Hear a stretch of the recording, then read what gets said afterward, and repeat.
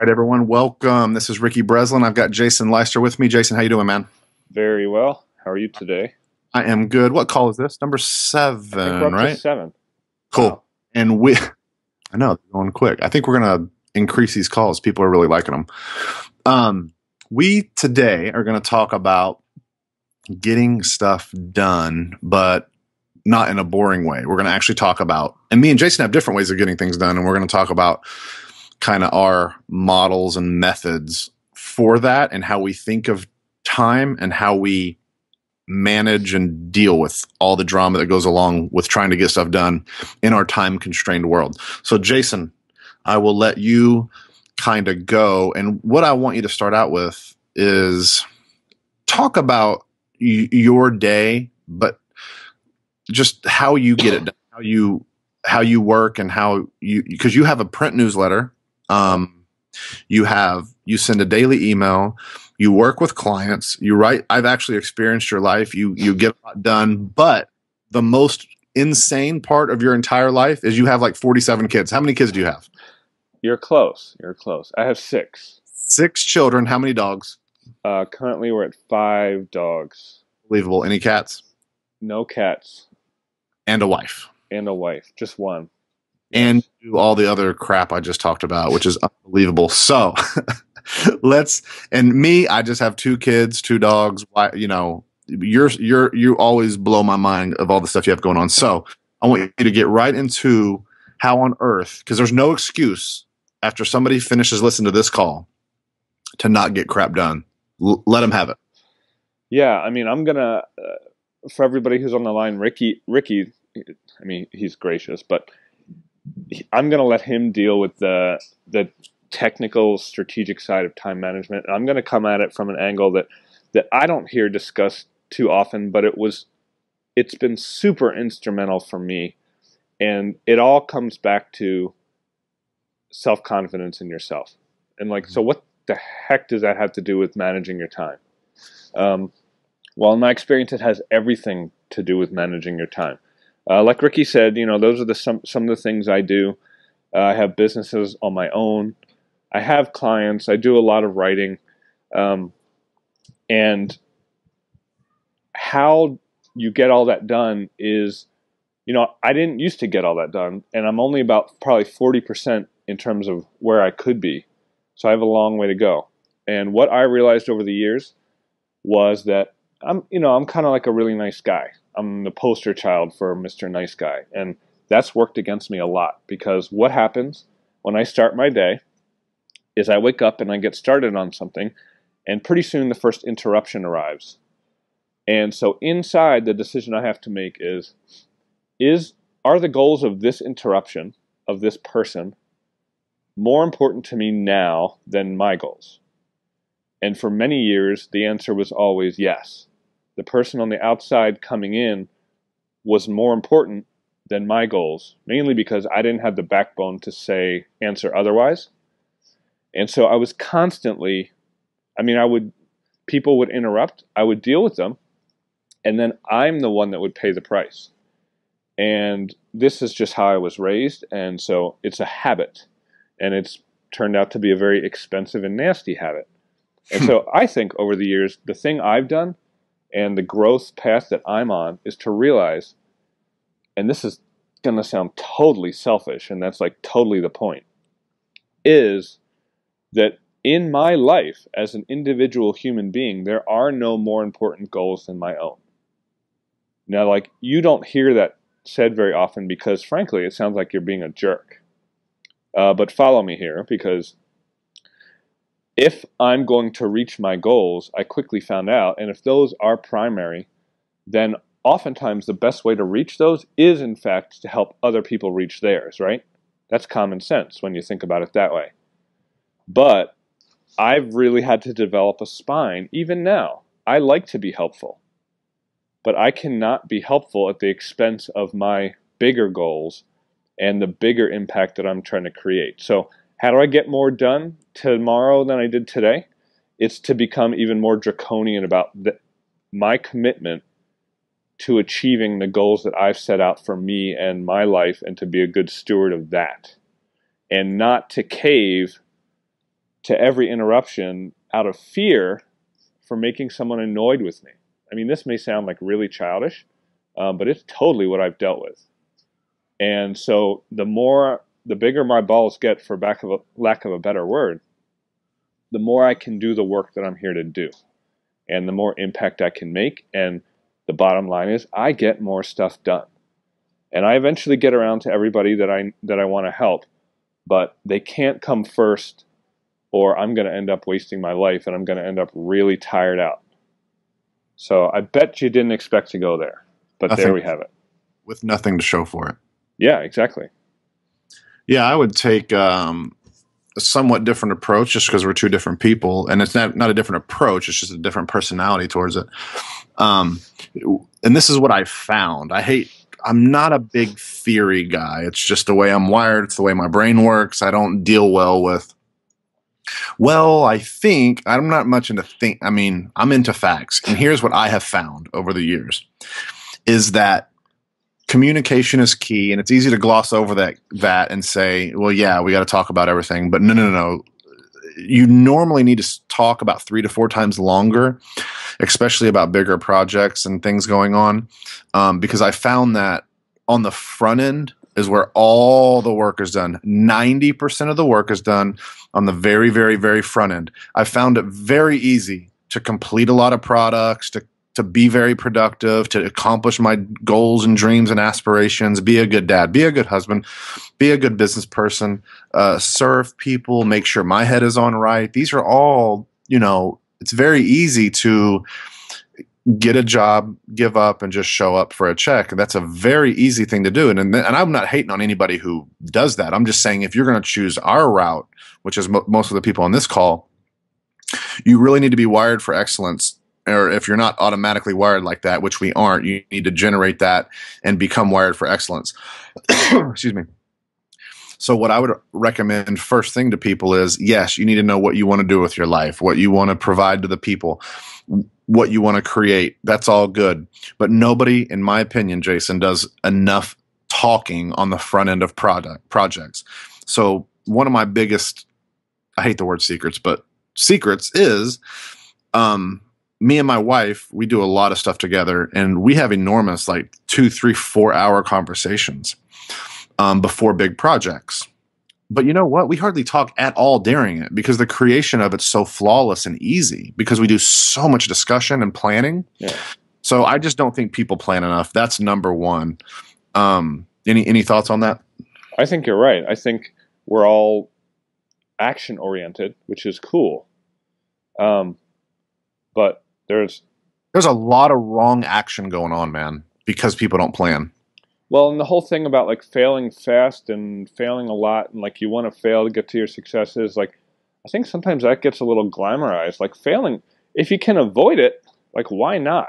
You make a great point because I would say 80% of the time it can be avoided. Why can it be avoided? Because you spent the freaking 10 hours on the front end and actually researched a market or researched a gap in a market where a product could be or a service could be or whatever. Nobody wants to sit behind their computer for 6 hours, which I have done plenty of times, which, by the way, if you do that, you'll end up not doing 90% of the stuff you were going to do because you'll be like, oh my gosh, because it's not just the thing you're going to do.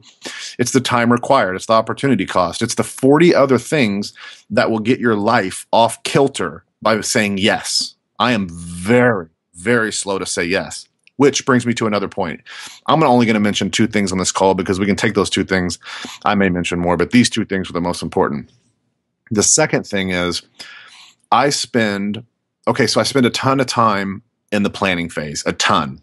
That saves me not only time, but enormous amounts of money on the back end. And you can use a software like Trello or MindNode, or to mind map stuff out. You can open up a Word document, for goodness sakes, or a text document and type out everything. So if you have a project, you'll just name it, project number 1. And I will write and write and write, and then I'll chip away at all those bullets and notes to get down to the essence of what I have to physically do. But I don't really make too many mistakes during the process of creation and launch. So I would highly recommend people do that. But number 2, I spend so much time eliminating distraction. And I don't think people do that. So if you do all your planning on the front end and you know what you've got to do and you have your big projects, let's just say you have 3 to 5 projects. Those are very easy to accomplish if nobody's pinging you, bugging you, texting you, popping you, slapping you, calling you. There's about 70 more yous. And I'm really actually weird about it because it's the only way you can get stuff done as an entrepreneur. I'm just so awkward and weird about eliminating distractions. It's almost a game at this point. It's like, it's every little thing in my life. I'm like, who is pinging me? And pinging could mean 100 different things, but like, who is throwing me off of my focus? Now, after about 5 or 6 o'clock, I'm with my kids, man. I'm shutting this business thing down. Of course, I still think about it, but during business hours, we don't have a lot of things. We don't have a lot of time. And that brings me to my third and final point. I was going to say 2, but here's my third point. I want everybody who's listening to this to, until you do this little exercise, you will not understand how precious your time is. I want you to write out 365 days a year and imagine it. And I want you to start counting, like start with January 1st and go through December 31st.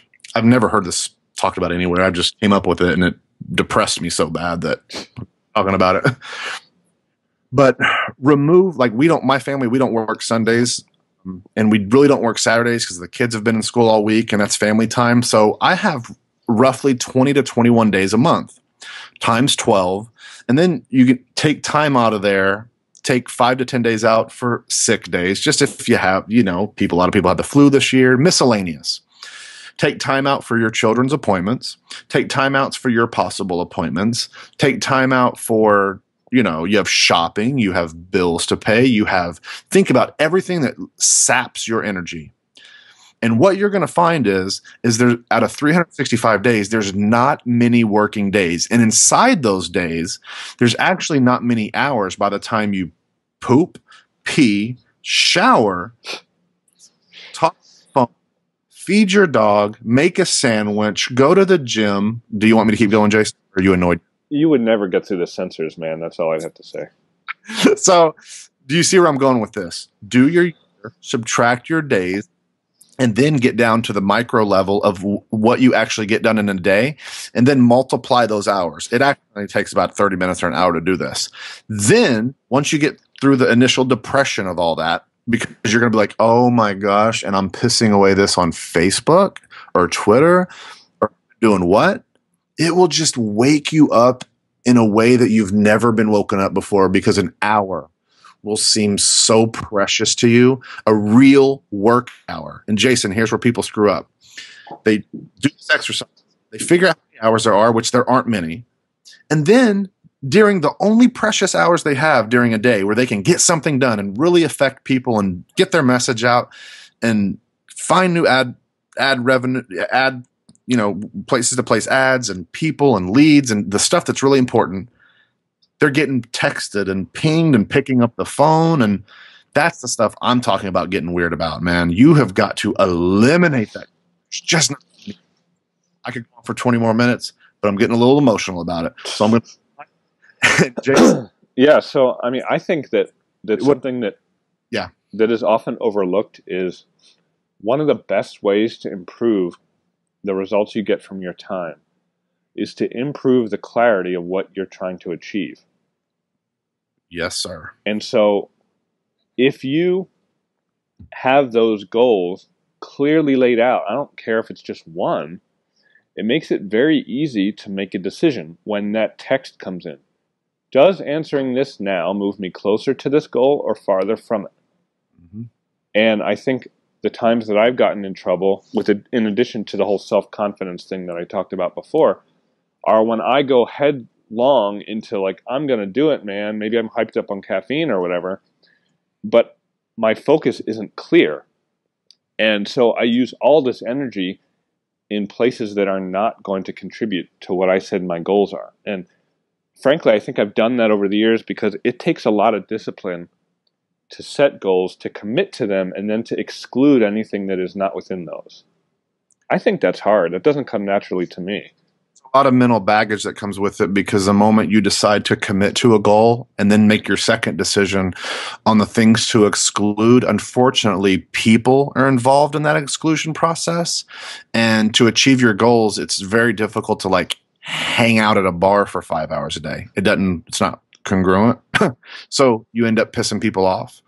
I'm not saying don't have fun or any of that. I'm just saying it really does need to be planned, because you have projects to do. You have goals to meet, and that doesn't just happen because the leaves are falling and life is happening and, oh, life is perfect. It's perfect if you make it perfect. I will say that. And if I had to say anything from this call, is I would go through that process I said earlier, but even more importantly, I would take a really hard look at what you want to achieve and how you need to design your life. You have got to be really weird about how you want your life to look and really commit to that. The decisions are easy. You're going to hurt some people. Things are going to have to change. If you don't feel productive in your life right now, if you are, don't listen to anything I'm saying. But if you feel that you could be a little more productive, take what I'm saying to heart and really commit to that. Yeah, and I think that's also where your belief in yourself becomes very important, is because when you meet that resistance where you come up against someone who either is not aware of your goal or who is going to be excluded in the short term because of your commitment to that goal, you're either going to meet that resistance and be able to deal with it, or you're going to fold. And again, it comes back to your belief in the value of what you want to do with your life. Mm-hmm.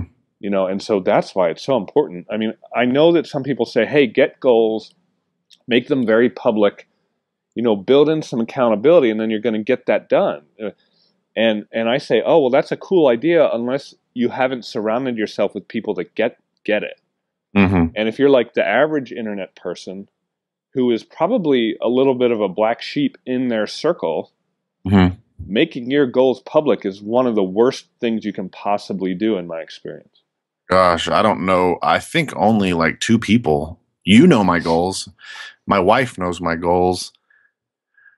And honestly, I think that's it. I think 2 people know one other person knows my goals. So, yep, that's about it. It's not really in our world. I would definitely recommend it, just like you did. Recommend against it like you just did, Jason. That's right. And there are a lot of benefits to not telling people what you're trying to achieve. Mm-hmm. Number one, no one can comment on it. And so if you're not able to deflect any judgment and criticism, well, right there's no way that can happen if they don't know what they are.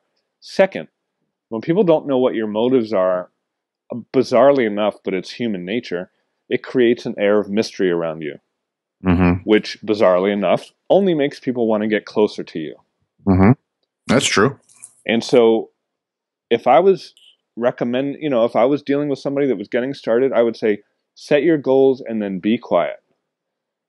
And every day when you wake up. I think you would say, because even I just said, hey, 3 people know. I do think it's important that they say, you don't mean nobody ever in the world. You're just saying maybe a few close people to you, or are you saying nobody at all? I'm saying you have to be careful about who they're shared with, because the people are either going to aid you in achieving them or they're going to hold you back. I don't know many neutral factors. So like you could tell somebody and they could say, man, that's never going to work. Right? Mm-hmm. If you're in one of our circles, somebody's going to come out with a crazy goal, and it's our natural habit to say, I could see that happening. That's awesome. Oh yeah, in our world, we would never say anything negative. We know anything is possible with a focused mind. Yeah, so I would just say if you're out there on your own,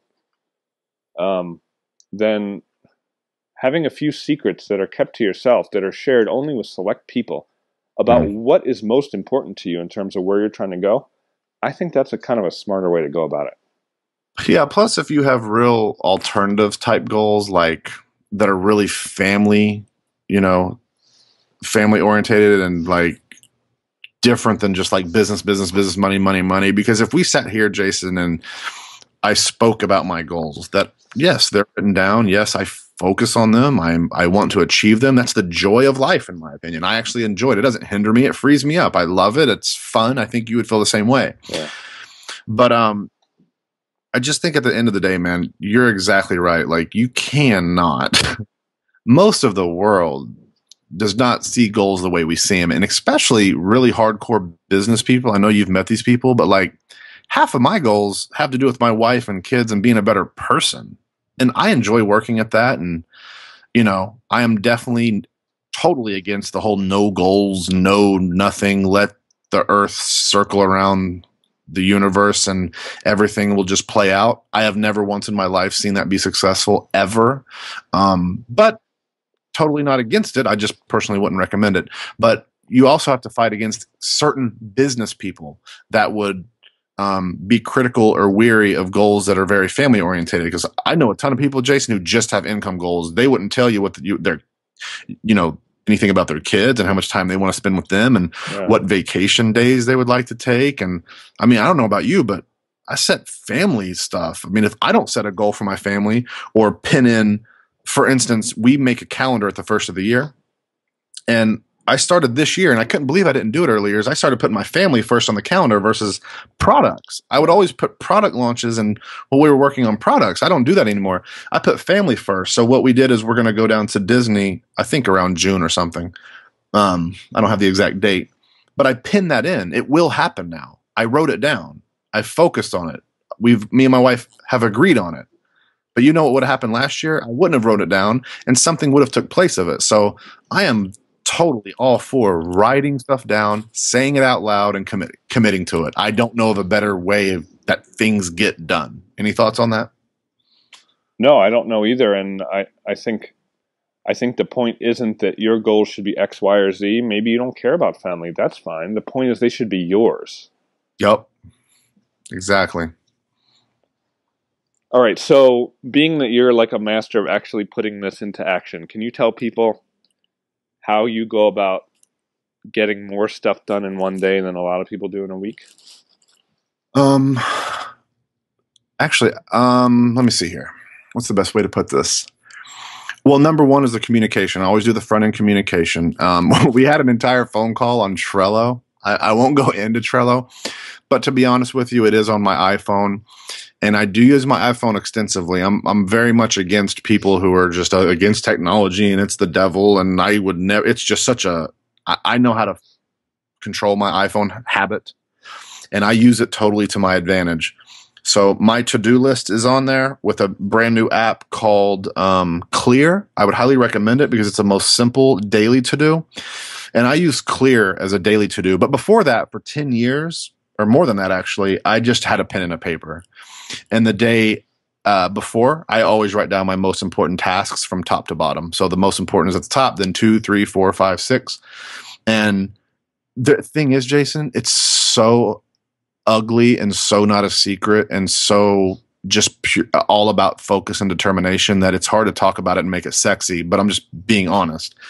I wake up and I've created my life in a manner to where I have such little distractions and such little email coming at me, and I did all this on purpose, that I can look at my list, and here's how simple it is. I can look at the top thing on my list, not be bothered, and actually do it. So oh my God. Just for the sake of everybody on the line, how many emails are in your box when you go to sleep? Well, when I stop working, which is anywhere between 3 in the afternoon and 6, I always process my box. Some people don't. I found that works for me. I actually follow the inbox zero concept where I have inbox and then I have a folder archive, and that's it. So I either answer the email. If I don't need to answer it and it's important, I archive it or I delete it. I only have 3 decisions to make. And I time block my email time. A lot of my projects do not get moved forward unless I'm on email. So I check my email first thing. A lot of people are like, don't do that. I do that. That works for me because I'm already processed. I have minimal email coming in. And even if I had 20 times more email, I would still process my box, or I would outsource it and only do the important stuff. Doesn't matter. So it takes me roughly 20 to 30 minutes to get up. I process to 0. I shut my Outlook completely down, and I start grooving on my list. And my list is determined by all that communication that was on the front end, and that's in Trello. So I know what's important. I know the projects that's got to be moved forward. And I've looked at my day and I've time blocked my day. Anywhere from time blocks are normally 30 minutes to an hour. Some things are 30, some things are an hour. And if you time block and if you don't have distractions and if you've pre-planned, you can get enormous things done in 3 to 5 hours that would take most people 3 to 4 days, because the number one thing you can do in your life is to not live in a reactionary state. And I refuse to live in a state where I am constantly reacting, whether it's text, and actually it just really pisses me off. So I'm really weird about it. Whether it's a text or a Facebook message, which I loved canceling Facebook, was one of my favorite things. A Twitter message, a phone call. So people that are wanting to adopt this type of lifestyle, which Jason, I know you've done, and we both are always currently trying to get better at. It does take a minute. So it's not an overnight thing because you have to train people. And it's just life, hey, here's when I'll respond, or here's when I'll do this.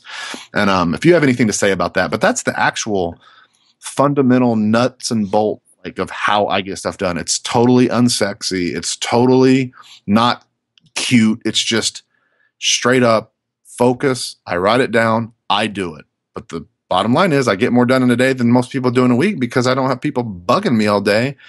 And I try to eat well, and I do my thing, and I don't have people pinging me at all. Yeah. And I think about the other people, I mean, if you don't want to be, you can be perceived like a jerk if you don't care, but if you don't want to be, I think a cool way to think about it is like, look, I'm here on this planet for a very fixed, finite amount of time. I've decided that in my life, there's certain things that I want to achieve to make good use of that time so I don't waste it. Because of that, I have to be my best self. And here's my best attempt at letting that be possible. Here's what I need to do. Let me piggyback on that, Jason. Something I forgot to mention. People are actually very receptive if you share not your goals, but kind of like a piece of your vision with them on what you're trying to accomplish. They will actually help you do that. I have great friends. I have great family, great support. All that's great. But they're all very well trained. I mean, I let them know, especially one-on-one conversations. Hey, here's how I roll. Here's what I do. And I don't know anybody in my life that's not cool. And if they're not cool with it and they're kind of a douche about it a little bit, it's like, I mean, no problem. I guess they don't get it. But I don't want people to be scared of because I'm like you, man. We both have big hearts. We're actually real softies. I mean, we really are. And I don't like doing that. And I don't say it in some bad, weird manner. I just tell people, hey, man, here's how I roll. Here's how my days are. I give people an overview of my days, and they know what's up. It's great, man. But I'm very straightforward with people. You always have to be straightforward and honest. Never BS. Don't beat around the bush. Clarity is key, man. Yeah. And don't be afraid to say what you want, which is not how we're trained to be. Oh, and one more thing I forgot. A good reason when you're saying this too is especially like phone calls. I want to be my best self. So me and you knocked out 2 phone calls today. We did one prior to this, and we butted 2 up against each other. Well, I wouldn't just answer my call tomorrow if you called me, and you know this. You're my friend. We know each other. You wouldn't be like, hey, Rick, let's knock out a call. Well, I want to be my best self, like you were saying. I want to be prepared. I want to, think about the subject matter for at least a day. What would I talk about? I want the call to be decent. Same thing with people. You just got to let them know, and they're really cool. But you want to be your best self. Well, how do you be your best self? Jason, have you ever in your life had phone calls that were just you had to make quick decisions, or you were put on the spot? That stuff never ends up good. So no, it doesn't. Just trying to hedge on that and put all that into an environment where I'm going to be my best. Yeah, I mean, if you go through your life reacting, then what you've done is gone through your life playing a part in somebody else's goals. Well, and then you look back 6 months prior and you're still saying, I wish I would have done blank. Yeah, it's just a dead end. I don't do that because I write down what I want to do and I minimize distractions and I just do it. And then when 6 months rolls around, you're like, well, I'm glad I did that.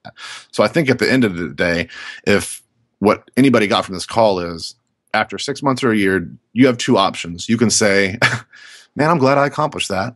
And I'm glad, I did it. It's awesome. Or you can say, I wish I would have done that. You have 2 choices. what me and you talked about, Jason, today is I think if people follow kind of this model, but kind of model it to their personality in life, but get really weird about some of those things we talked about, they have a 90% better chance of saying, wow, I accomplished that versus I wish I would have did that. That's exactly. Cool. So with that, we will wish you all the best, and we will see you next time. See you on the next one. All right. Bye-bye.